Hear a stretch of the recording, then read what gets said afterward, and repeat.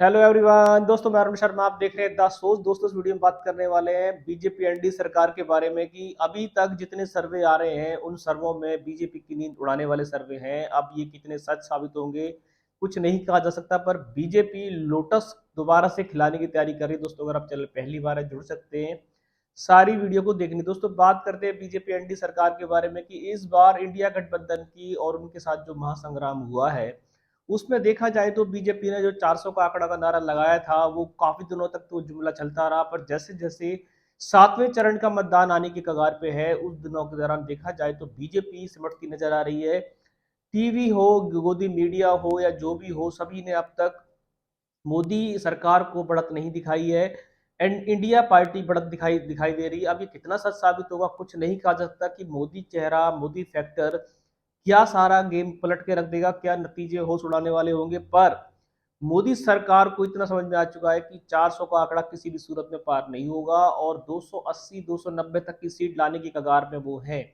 फिर भी कुछ सर्वे बताते हैं कि जो मोदी सरकार है वो इस बार 250 पे सिमट के रह जाएगी, क्योंकि बीजेपी के जितने भी उम्मीदवार थे उनसे मोदी जी से नाराजगी नहीं थी, उम्मीदवारों से भर के नाराजगी थी। और इस बार सभी जगह इंडिया में देखा जाए तो वोटरों में रिश्वत रेशो गिरा है।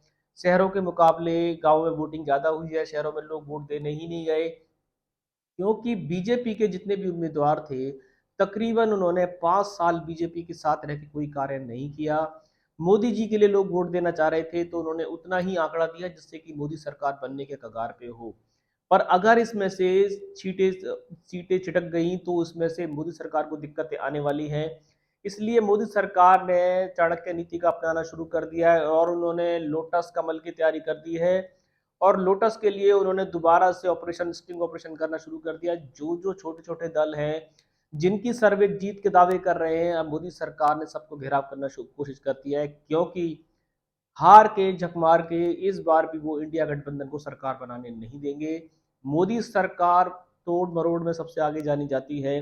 बीजेपी के पास सारे नीतियों का पालन करने का उद्देश्य रहता है। वो किसी भी रात को अगर एनडीए सरकार, बीजेपी सरकार मोदी जी के चेहरे के बावजूद भी सरकार बनाने में नाकामयाब रहती है तो उन्होंने अपना इंडिया गठबंधन से अलग तैयारी, जहां इंडिया गठबंधन अपनी मीटिंग करने की तैयारी कर रहा था उससे पहले ही बीजेपी स्टिंग ऑपरेशन तैयारी हो चुकी है। नेताओं को तोड़ मरोड़ के खरीदने की जानकारी नजरों में आ रही है कि बीजेपी किसी भी सूरत में सरकार का पल्ला जाने नहीं देगी, भले ही उनकी 250 सीटें आए। अगर ऐसा अनुमान सटीक बैठता है, जिस तरीके की चुनावी सटीक विश्लेषण आ रहे हैं उसमें साफ कह रहे हैं कि इस बार मोदी से लोगों का इतना रुझान कम हुआ है। 2014 2019 की जो मोदी बीजेपी की आंधी थी जिसमें यूपी में, हरियाणा में सब जगह बीजेपी ने सूतड़ा साफ करके रख दिया था, लाले पड़ गए थे सीटों के। कांग्रेस हो, मुलायम सिंह की पार्टी हो, सपा हो, बीएसपी हो, सभी पार्टियों को इस बार झटक दिया था। पर इस बार का इलेक्शन बता रहे हैं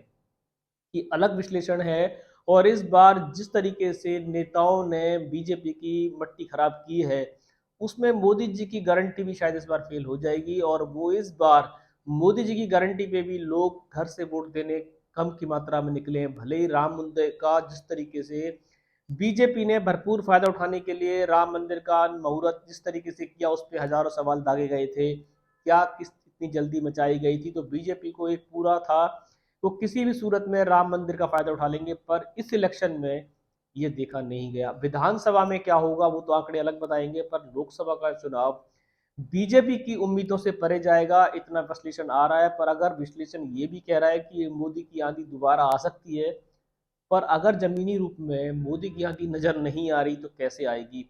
अगर नहीं आती है तो बीजेपी ने अपनी चाणक्य नीति अपनानी शुरू कर दी है। उन्होंने नेताओं के साथ मीटिंगें जारी कर दी हैं। कुछ नेताओं की जैसे बीएसपी को घेराव कर सकते हैं, आरएलडी उनके साथ में है ही। पंजाब में अकाली दल को दोबारा से साथ में ला सकते हैं। किसी भी सूरत में वो उन नेताओं को जोड़ने के लिए भी तैयार है जिन जो बीजेपी के लिए गाली बक रहे थे, क्योंकि मोदी जी को प्रधानमंत्री बनाना बीजेपी की जिद है। अब देखते हैं कि खरोद फरीद की राजनीति 250 सीटों के बाद तगड़मबाजी बैठेगी या इंडिया गठबंधन सब आंकड़े पार कर जाएगी। इंडिया गठबंधन का भी एक कहना है कि सरकार वो बनाएंगे, पर मोदी सरकार ना बने और बीजेपी हाथ पे हाथ धरी बैठ जाए, ऐसा अभी तक कभी देखा नहीं गया। जितनी जगह भी बीजेपी हारी थी बीजेपी ने रातों रात लोटस स्ट्रिंग ऑपरेशन किया और लोटस के साथ उन्होंने मिलकर अपना जो जादू बखेरा, हर जगह जीती हुई हारी हुई कांग्रेस को भी उन्होंने हार का सामना करा दिया। ये हाल 2024 लोकसभा चुनाव का भी शायद ऐसे नजर आ रहा है कि अगर मोदी गवर्नमेंट 250 की सीटें लाती है और अगर वो अपना बहुमत हासिल करने में नाकामयाब रहती है तो वो सबसे पहले अकाली दल, मायावती, बहुत सारे ऐसे छोटे दल हैं जिनका वो घेराव करेंगे और कांग्रेस का किसी भी गठबंधन से सरकार नहीं बनने देंगे। जो अभी चुनावी सूत्र बताते हैं कि मोदी जी की सरकार ने, एनडीए सरकार ने नेताओं से अपनी धरपकड़ जारी कर दी है और उनको अच्छे अच्छे लालच देने जाने शुरू कर दिए हैं कि सरकार अगर उनकी बहुमत ले आती है तो कोई बात नहीं है, अगर बहुमत नहीं लाती है तो लोटस को खिलाने के लिए उन्होंने जोड़ तोड़ के राजनीति दोबारा शुरू कर। दोस्तों आप देखते हैं मैदान में इंडिया गठबंधन क्या लोटस को दोबारा से खिलने से रोक पाएगा या लोटस बिना किसी जोड़ तोड़ के ही खिल जाएगा, क्योंकि इसमें इस बार का जो इलेक्शन है वो मोदी की साख पे लड़ा हुआ है। अगर इस बार भी मोदी जी की साख पे भी बीजेपी बहुमत से दूर रहती है तो 2029 में बीजेपी के हाल बुरे होंगे। इस बार मोदी ने पूरा दमखम झोंका है। 206 रैलियां उन्होंने की हैं पूरे भारतवर्ष में। 206 रैली में उन्होंने हर कैंडिडेट को अपना अच्छा कैंडिडेट बताया, भले ही उसके ऊपर बहुत सारे आरोप चल रहे हों, पर मोदी जी उस कैंडिडेट को जिताने में इस बार नाकामयाब होंगे। हरियाणा, पंजाब, महाराष्ट्र और यूपी, इस बार जो रिजल्ट आएंगे वो बीजेपी की उम्मीदों से परे आएंगे और इस बार उनको छोटे दलों को लेना जरूरी नजर आ रहा है, ऐसा दिखता है।